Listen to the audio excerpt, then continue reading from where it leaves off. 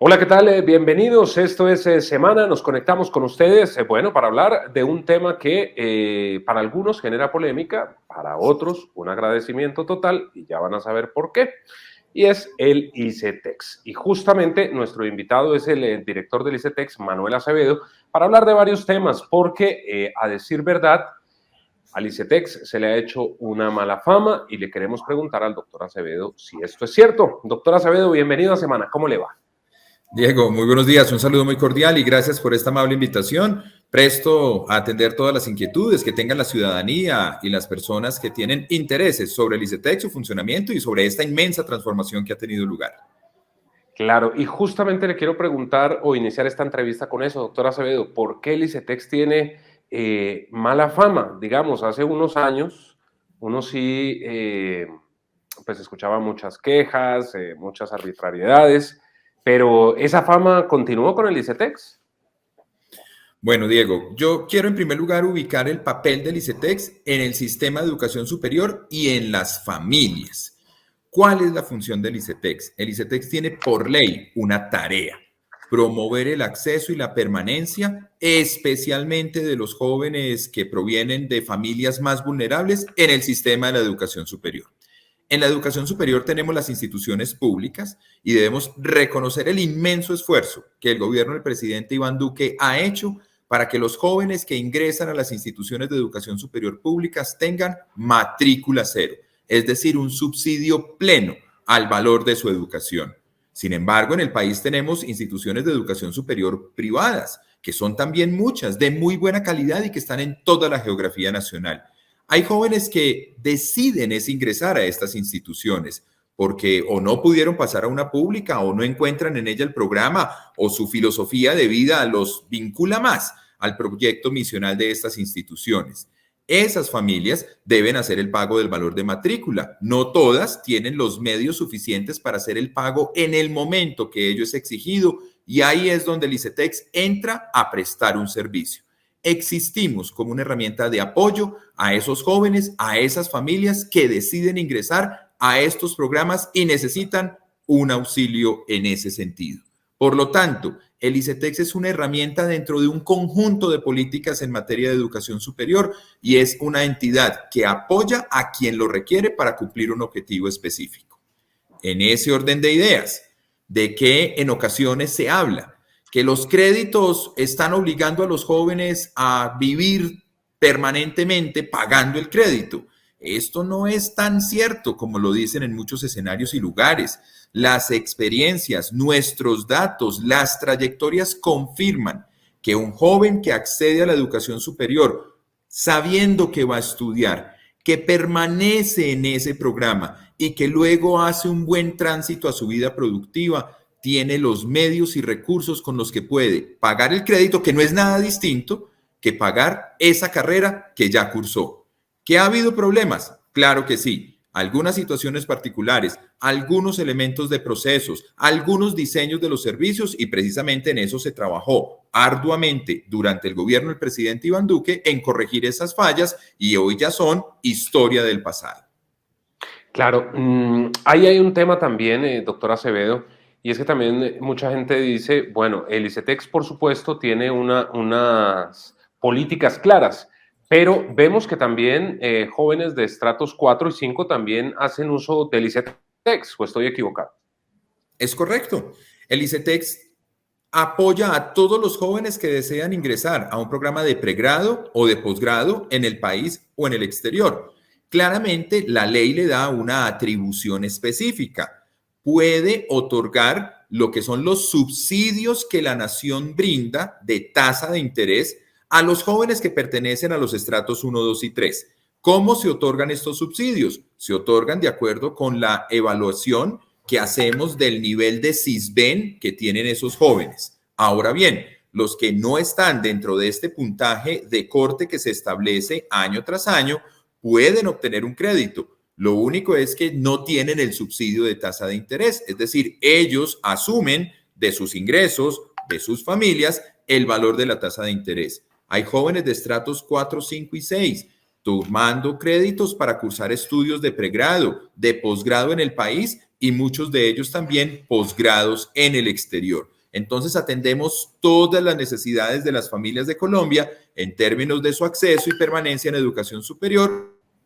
Doctor Acevedo, también dicen que quienes acceden a un crédito en el ICETEX se quedan toda la vida pagándole al ICETEX, que les cobran muchos intereses, que es una deuda interminable de pagar. ¿Es así? Bueno, al respecto hay una cantidad de información que circula en diferentes espacios y lugares. Voy a dar los datos que dan cuenta de la gestión de la entidad y la realidad de los jóvenes que hacen uso de nuestros sistemas. El 88%, estoy tomando las cifras de diciembre del 2021, de los usuarios del ICETEX no pagan una tasa de interés. ¿Y por qué no pagan una tasa de interés? Inclusive porque muchos de ellos no pagan capital. Porque una parte muy importante de los créditos que otorga el ICETEX lo hace gobiernos locales, destinan para hacer programas de créditos condonables. Es decir, el joven estudia, el joven se gradúa y el crédito desaparece. Ese crédito no tiene tasa de interés. Los otros son créditos que sí debe pagar el estudiante posteriormente, pero recibe un subsidio de tasa de interés. Es decir, la tasa de interés se la está pagando la nación. ¿De dónde? De los impuestos que las empresas y las personas naturales año a año tributan. Y hay una fracción muy pequeña de jóvenes que sí pagan la tasa de interés. ¿Pero qué valor de tasa de interés? Un valor que se establece a partir del análisis del costo de los recursos con los que la entidad opera, del riesgo de crédito. Esto no es nada diferente que tener en cuenta a esas personas que no pagan sus créditos, pues debe recuperarse de alguna manera este valor, y la operación. El presidente Iván Duque se comprometió con las familias y con los jóvenes a reducir la tasa de interés. Y es por eso que a partir del 1 de febrero entra en vigencia la reducción a todos de la tasa de interés. La tasa de interés tiene un componente que es la inflación y unos puntos adicionales. Esos puntos adicionales se rebajan a partir del febrero de manera automática para todos a 7.5. Si comparamos lo que es el costo de un crédito en términos de tasa en una universidad, en una entidad financiera, el costo del ICETEX es la mitad o mucho menos de la mitad. ¿Por qué? Porque esa es nuestra función. ¿Y que están al día? 9 de cada 10 están al día, están haciendo sus pagos, han trascendido al mundo profesional y de sus trabajos están obteniendo los ingresos para poder pagar. Y los que tienen dificultades, en el periodo de pandemia, hemos otorgado auxilios de interrupción de pagos a más de 70,000 familias que así lo han requerido. Y con la aprobación del decreto el año anterior por parte del señor presidente de la República, a partir del 1 de marzo entrará ya en vigencia el plan de estímulos y alivios. Hemos cambiado las fuentes de fondeo para bajar las tasas, hemos creado los auxilios para las personas que lo necesitan, hemos creado herramientas para que los que no tienen trabajo puedan encontrar mecanismos de hacerlo, y todo esto se une a esa buena cultura de pago que tienen quienes gracias al ICETEX han estudiado y están agradecidos con esa oportunidad que les dio el instituto. ¿Cuántas personas en este momento tienen crédito con el ICETEX? En la actualidad tenemos más de 911,000 usuarios activos de todo el país, de todos los departamentos, de prácticamente todos los municipios de Colombia. La mitad están en estos programas que menciono, en los cuales no tienen ni siquiera que pagar el capital, que son los créditos condonables. 400,000 están en los programas de crédito, de los cuales 300,000 tienen la tasa de interés subsidiada. Es decir, no pagan tasa de interés. De 900,000 usuarios, 800,000 no pagan capital o no pagan intereses y no pagan capital. Por supuesto, doctor Acevedo, yo sé que usted no se mete en temas políticos, pero debo preguntárselo. Hay algunos sectores que están promoviendo la eliminación del ICETEX como bandera de campaña para el Congreso de la República. Y a uno sí le llama la atención es que, bueno, si eliminan el ICETEX, ¿cómo van a ser estas 900,000 personas para continuar con sus estudios? Porque se habla de la eliminación de tajo, pero entonces, ¿qué pasaría ahí? Bueno, históricamente, no es en esta campaña, ha sucedido en otras campañas anteriores, hemos hecho una trazabilidad de este tipo de propuestas, surgen candidatos de diferentes corrientes o orientaciones quienes establecen que el problema de la educación superior es el ICETEX y en consecuencia que la manera de corregir los problemas es eliminar la entidad. En 70 años, 5 millones de familias han hecho uso de los servicios de la entidad para alcanzar su vida profesional. No hace mucho tiempo, en una columna de opinión, un importante analista establecía que más o menos la mitad de los profesionales que tiene Colombia son profesionales, gracias a los servicios que el ICETEX les prestó para que pudieran acceder, permanecer y graduarse de la educación superior. Creemos que propuestas de ese alcance pues desconocen no solamente el funcionamiento del sistema, sino también la libre elección de los jóvenes y las familias en términos de qué estudiar y dónde hacerlo, y pondrían en aprietos muy serios a las instituciones de educación superior, tanto públicas como privadas. Hagámonos a una dimensión de magnitud. En el año 2022, es decir, en este año, en el presupuesto de la entidad, tenemos establecido hacer desembolsos por concepto de valores de matrícula, ya sea recursos de estos fondos que administramos o los recursos propios de ICETEX, a todas las instituciones de educación superior del país, públicas y privadas, del orden de 4 billones de pesos. Eliminar el ICETEX desaparece esos 4 billones de pesos como recursos que reciben las instituciones para poder pagar los profesores, los salones, las bibliotecas y desarrollar las actividades de investigación. ¿Cómo se reemplazarían? Es algo que sin lugar a dudas debe llamarnos la atención a todos los colombianos en general. ¿Qué sucedería con esos 900,000 jóvenes? ¿De dónde tendrían entonces los recursos para poder desarrollar sus estudios? ¿Qué pasaría con aquellos que entran a estudiar en los próximos años? Esas familias que sus hijos quieren ingresar a un programa de educación superior no tienen los medios para hacer el pago de matrícula, ya no existiría la posibilidad de acceder a los créditos de ICETEX. ¿Las universidades serían las que les dan el crédito? ¿Tienen ellos los criterios para ser admitidos a los programas de crédito de otras instituciones del país? Las preguntas son muchas y, infortunadamente, detrás de estos titulares no siempre encontramos las respuestas que den claridad a estas inquietudes que son necesarias para poder pensar en un esquema de una eliminación, eventual eliminación del ICETEX. ¿Hacen populismo con este tema, doctora Acevedo? La educación y la educación superior siempre será un tema de campaña, porque es un tema en el cual las familias depositan una gran esperanza y el país, sin un sistema de educación, definitivamente no puede avanzar. Nuestro llamado siempre ha sido a nuestros usuarios, a las personas que son actores relevantes en materia de políticas públicas en educación superior, a informarse sobre el funcionamiento del ICETEX. No en vano, lleva 70 años desarrollando esta tarea y misión. No en vano, el ICETEX ha sido replicado en otros países, no solamente en América Latina, sino también en otros continentes. No en vano, se llevó a cabo un profundo proceso de transformación que cambió la fuente de fondeo, que creó mecanismos de alivios, que redujo los trámites que tienen que hacer las personas, que redujo los tiempos para obtener una respuesta, que ha cambiado la presencia en todo el territorio, multiplicando los canales de atención y el número de oficinas. Pero lo más importante, que puso al estudiante y la trayectoria educativa de ese estudiante como el centro de su quehacer. El crédito es un medio para un fin. ¿Cuál es el fin? La educación, la graduación y el avance en su vida profesional. Yo creo que cualquier propuesta de mejora es bienvenida y debemos escucharla como colombianos, pero debemos tener mucho cuidado. Propuestas efectistas sin fundamento se convierten en cantos de sirena que pueden conducirnos a escenarios en los cuales las familias colombianas verían reducidas sus posibilidades de avance y bienestar. Ese es el llamado. Sí a propuestas relacionadas con educación superior, sí a propuestas relacionadas con mejorar las condiciones de los servicios, sí a propuestas que permitan que el ICETEX cumpla mejor su función, pero con fundamento, con responsabilidad y con conocimiento y comprensión del funcionamiento de esta entidad que es un patrimonio de la sociedad colombiana. Claro.